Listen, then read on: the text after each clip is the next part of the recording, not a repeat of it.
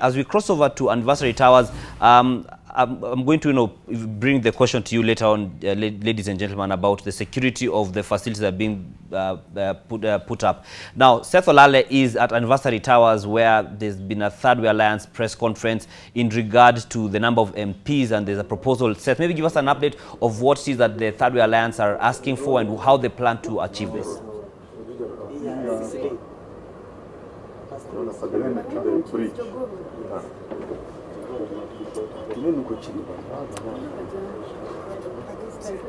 Well, thank you so much, Dan Monge. Actually, the meeting just ended about 5 minutes ago, and even to tell us the details of that particular meeting between the Thirdway Alliance and the Independent Electoral and Boundaries Commissioners is the leader of the alliance himself, Ekudro Okot. Just tell us what were your concerns during the meeting? No, not concerns. We had come here, as you must remember that since last year we said that we'll sponsor a reduced parliament referendum under the popular initiative captured in Article 257. We had requested for a meeting with the IEBC since last month. This is the first time they have afforded us that opportunity. So we came to reiterate our need to sponsor a reduced parliament referendum.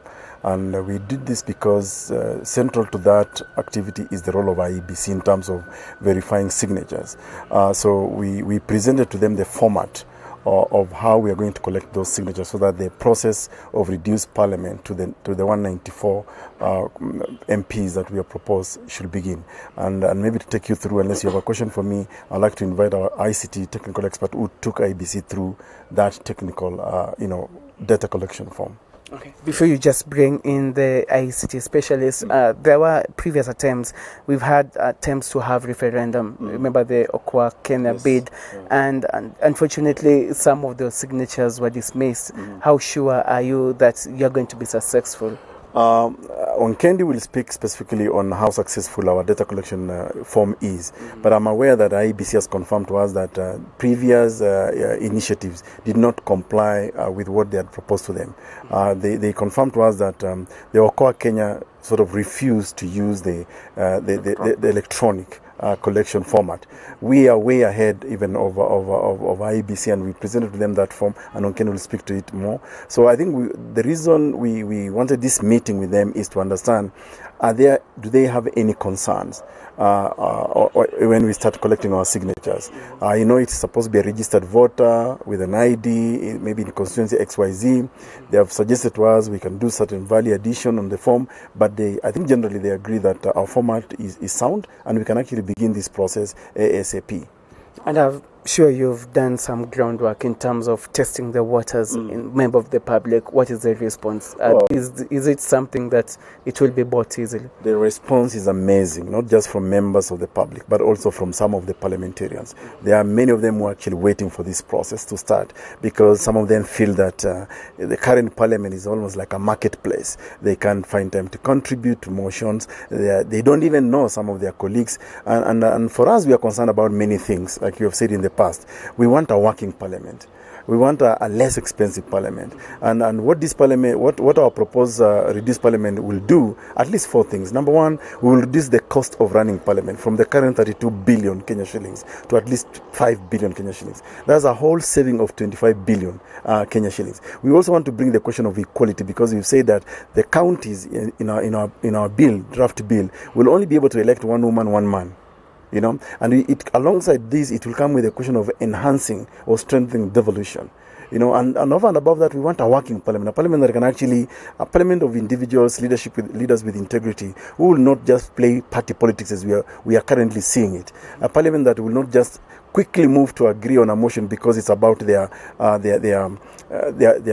interests, the salaries, or accommodating political fallouts, or accommodating, people coming together eventually after a confrontational political, agenda. So we want a respectable parliament. We want to restore the integrity of parliament, what is called the sovereignty, the sovereign house. That's our intention. And with that also, we want to enhance the role of the Senate to be really a upper house with veto power that can actually oversight not just counties, but also the national government. So that's the issue. But I think what is important for Kenyans to hear is how we are going to collect that signature. What format have we adopted? And our Peter Onkendi, who is our shadow peers will be able to take you through that quickly. Thank you.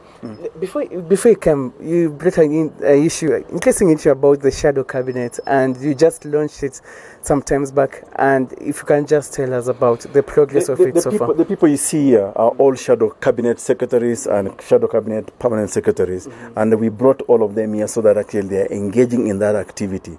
So you can see our shadow cabinet is actually proposing how best we can govern this country, and they are hands-on on the issues of concern. So I think let Onkeni explain to you the kind of format that we're proposing. Okay. Just briefly, because this room is needed for something else, just tell us about, in a nutshell, what this is all about. Okay, we came here to present a tool to IBC that we are going to use to do data collection, so that they can approve that the format and the data that we are going to collect meets the threshold of their policies. So we presented the format and the tool to them. They liked it and they approved of it, and is pending presentation to the Commission for approval. Okay, thank you so much. That is the Thirdway Alliance there, who just had a meeting with IBC, and IBC will give a comprehensive statement on the outcome of this particular meeting done. Seth Olale, and maybe if you get an opportunity to talk to Ekuru Court, you could ask him how they plan to reduce that cost of 32 billion to 5 billion shillings, and whether it's a realistic, the steps they would take to to making sure that actually is brought down, and whether anything or anyone else will suffer in the process. I think we will be coming back to you later for a possible update if there will be any from that end. At Seth Olale coming to us from Anniversary Towers, where the Thirdway Alliance are meeting the leadership of the IEBC, and they have got a proposal in terms of the reduction of the number of members of parliament.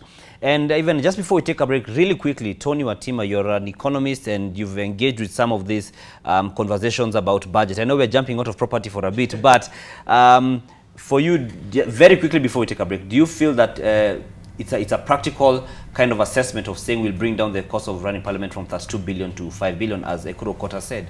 Basically, what I would say is that any efforts to try to reduce the wage bill is welcome.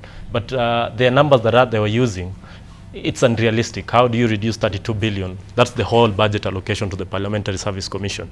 That includes projects that they are doing, to come to 5 billion. So the salaries of MPs, senators, comes to around 5 billion a year.